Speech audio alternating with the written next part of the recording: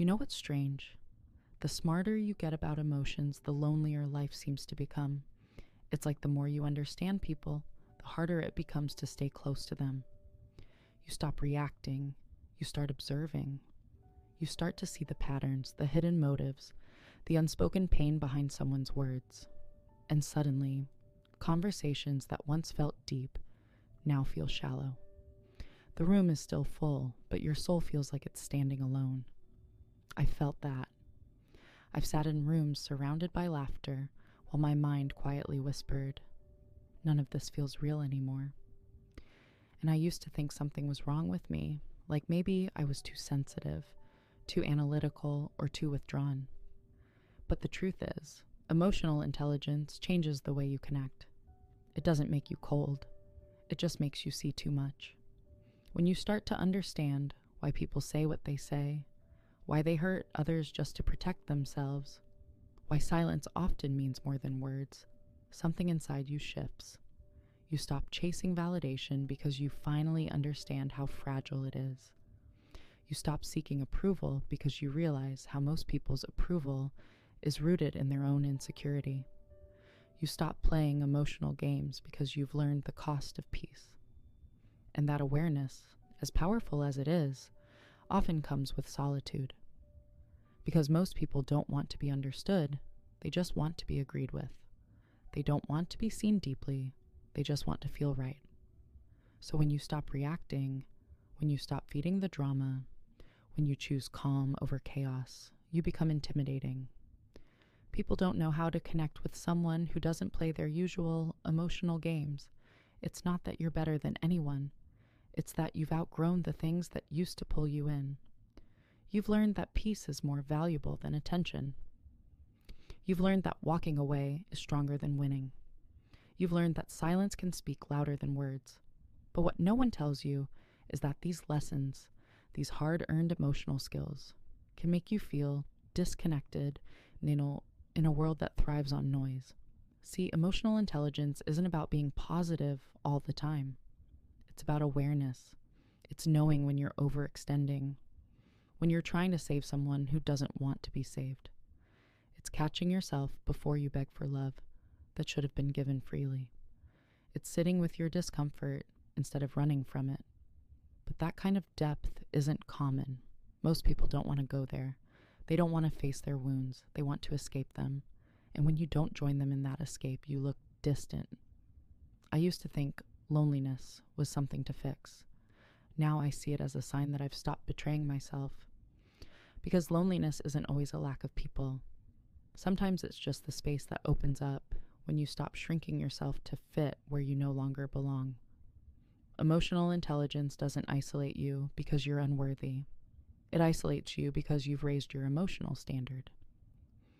You start craving realness. You want conversations that go beyond, "How was your day?"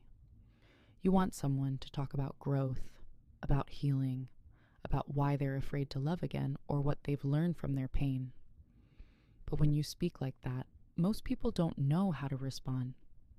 So you start staying quiet. You start protecting your energy. You become selective, not because you're arrogant, but because your peace finally means something to you. And here's the irony. The very thing that makes you a good friend, a good partner, a good listener, your empathy, your awareness, your emotional maturity, and is often what leaves you standing alone. Because when you give understanding without demanding it back, people start to assume you don't need it. They think you're strong, that you're fine, that you don't need the same depth you give. But deep down, you do. You crave to be seen, to be understood, to be met at that same emotional level. There's a certain ache that comes from being the one who gets it. You see the red flags before anyone else does. You sense the tension no one acknowledges. You feel the weight of words left unsaid. You can read a room without anyone saying a word. But who reads you? Who notices when your silence isn't peace but exhaustion? Who checks on you when you've been the one holding everyone else together? That's the loneliness of the emotionally intelligent. Always observing, always understanding, but rarely understood. But I've learned that loneliness can be sacred. It's not emptiness, it's space. The space where you meet yourself.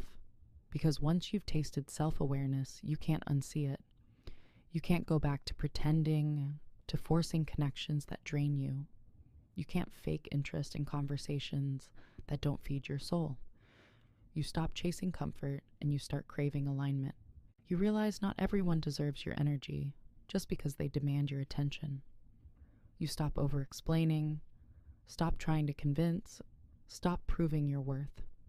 You start letting people misunderstand you because you finally understand yourself. And that's where emotional intelligence becomes power. Because loneliness isn't a punishment, it's preparation. It's life teaching you how to stand strong in your truth so that when the right people arrive, you won't lose yourself trying to keep them. Emotional intelligence shows you the difference between connection and attachment. Connection is mutual understanding, but attachment is fear dressed as love.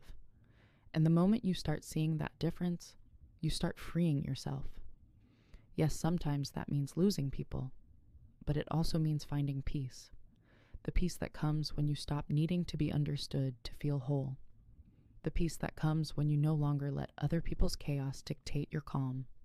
The peace that comes when you can sit alone and still feel complete. I've realized the goal isn't to be surrounded, it's to be aligned. Not to have more people, but to have the right ones. People who can meet you emotionally, who don't fear your depth, who see your silence not as distance but as peace.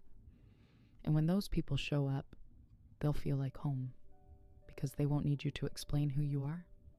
They'll just get it. So if you've been feeling lonely, not because you're unloved, but because you're self-aware, know this. You're not broken. You're evolving. The loneliness you feel isn't emptiness. It's growth. It's your old self fading and your true self emerging. Emotional intelligence isn't meant to make life easier. It's meant to make it real. And real isn't always comfortable, but it's worth it. Because once you learn to be okay on your own, once you stop seeking constant validation, once you find peace in your own presence, that's when you become magnetic. That's when you attract people who are aligned with your frequency, people who match your calm, people who understand your silence. So yes, emotionally intelligent people often end up feeling lonely, but that loneliness is the bridge to something far deeper.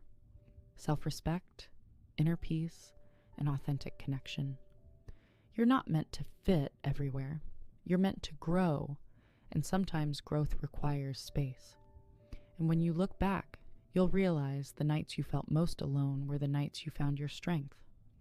The moments you thought you were being left behind were actually the moments you were being redirected. Emotional intelligence doesn't isolate you, it refines you. It strips away the noise, the fake friendships, the shallow validation, until what's left is truth.